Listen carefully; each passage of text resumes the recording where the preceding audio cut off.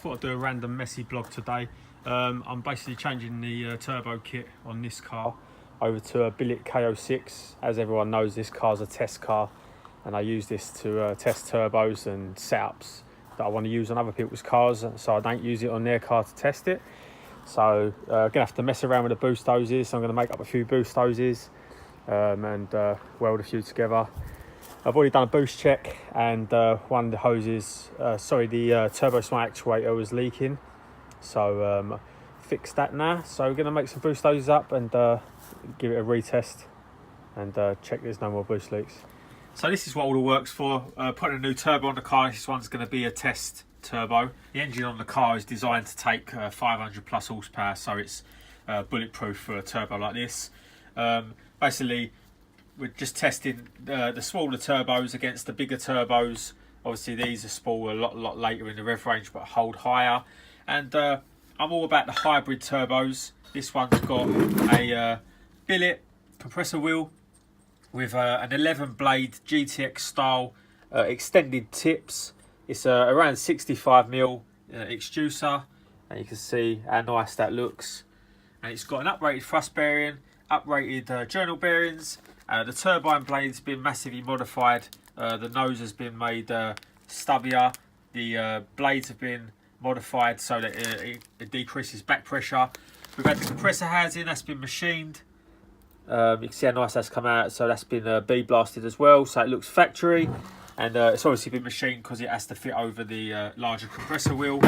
And you can see this is like the usual turbos that we would use on a big horsepower car. Exactly the same blade design. Well, this actually is an old style blade design, and this is the newer style blade design. So you can see obviously this one will flow a lot more air, but it won't spool in the rev range to about 4,000, 4,500, depending if you're single scroll or twin scroll. So I like the drivability of having a 3,000 to 7,500 rev range, and this should hold boost up top at 7,000 RPM plus, whereas say a K04, stock K04 will die off, and that's what we're aiming for with this setup. And hopefully get around 350 horsepower. It's going onto a ported, heavily ported exhaust manifold with a ported wastegate, turbo smart actuator with a high pressure spring, and a turbo smart reset valve.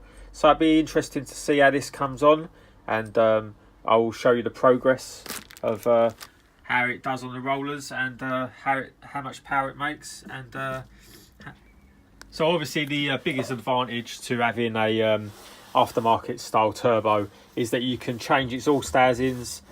These are all for the same turbo setup. This is a .83, this is a .72, and this is a .63. This is lightning spool, but yeah, limit your top end power. This is a mid-range one that is a quick spool, but still limits power. But this one will breathe up top, and they're all twin scroll, so it'll spool a lot faster than a single scroll setup, and allow that big turbo to spool up without getting a ton of lag. So I just had a set of new injectors turn up in the post from Fuel Performance. Set of 630cc Deca Siemens. Now these fit in between, when I'm tuning, these fit in between 1000cc or 1050cc ID Bosch injectors, or obviously the VXR for stage 3.5. These injectors will take 400 horsepower, a little bit more. VXR injectors will max out around 330, and the ID 1000s will go up to 650 horsepower.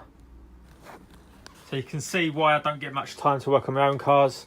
Anytime I get rid of a car, another car comes in, or I've got boxes full of engine parts that I've got to check over and do rebuilds and stuff, so I always take advantage of it when I can. This is an engine that I've just stripped down. The mechanic was a very unprofessional mechanic who put the engine together before. You can see the result of that. The pistons totally melted, trashed. These are VXR pistons. Steel rods, not the best rods in the world, Nevlock, but they'll do for the power level it's going to be running.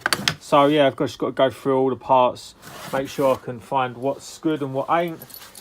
Got a head here, uncracked head, which is unusual. It's an LEH engine, so out of the Astra VXR, there's the block there. It's going to have a hone. Got a nice fresh engine here. This one's never been run up. Everything's brand new on this one. See inside. That's why I don't upload videos as regularly as I would like.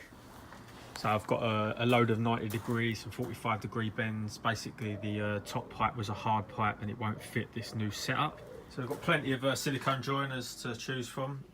This is just one box. I've got another 3 boxes full. So I think I'm going to roll with that. It's a nice smooth transition down to the bottom pipe. That's a pipe that I made up in the previous time and welded it all together. So I've just finished welding in a bung on the intake pipe, and this one's for the air intake temperature sensor.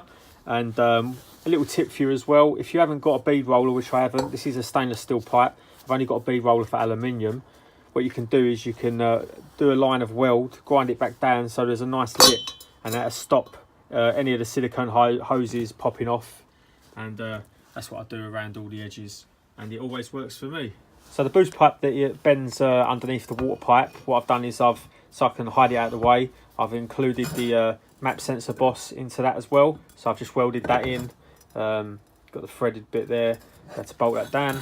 You can see it sits nicely inside the pipe. If you're wondering why I ain't welding these pipes together, I just like the flexibility of having the joiner in there. It helps sometimes, stops the cushions the engine movement and stops the boost pipes popping off.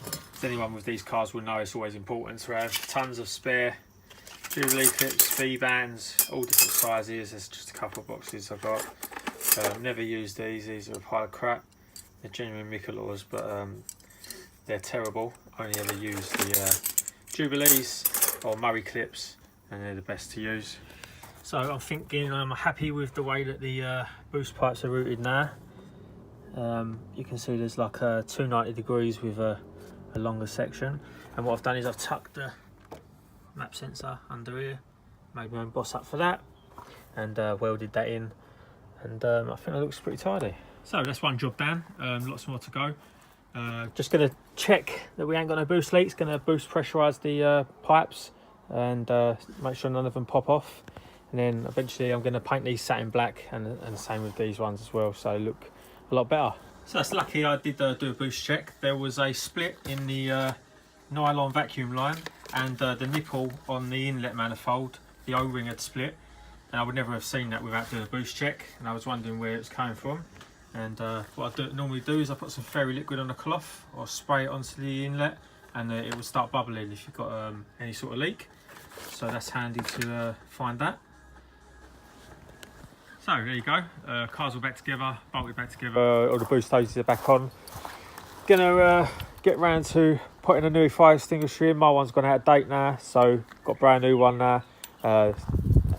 Always worth having a fire extinguisher in the car. Not sure where I'm going to put it yet. Might put it under the passenger seat. The amount of times I've been in cars and could have burnt to the ground if you didn't have a fire extinguisher. For 20 quid saves your car. So if you venture to the end of the video, I'm trying to show you this car, comment in the comment section if you did. This is a Mazda MX-5 I've got in at the minute. As you can see, Z20let engine, very, very cool conversion. Been doing a few bits on it, had a misfire and a couple of other bits, so might include it in another video. So yeah, if you got to the end of the video, comment in the comment section and let everyone know what they missed out on. So it's got an LSD, it's also got bucket seats, see, track inspired car, very, very nice. I'll speak to the owner and see if we can do a video of it in the future. Some nice wide wheels, see how wide she is. So yeah, hopefully we'll be able to get a video of this in the future, do some driving about. So if you enjoyed the video, drop a subscribe and you'll see a lot more cars like this in the future.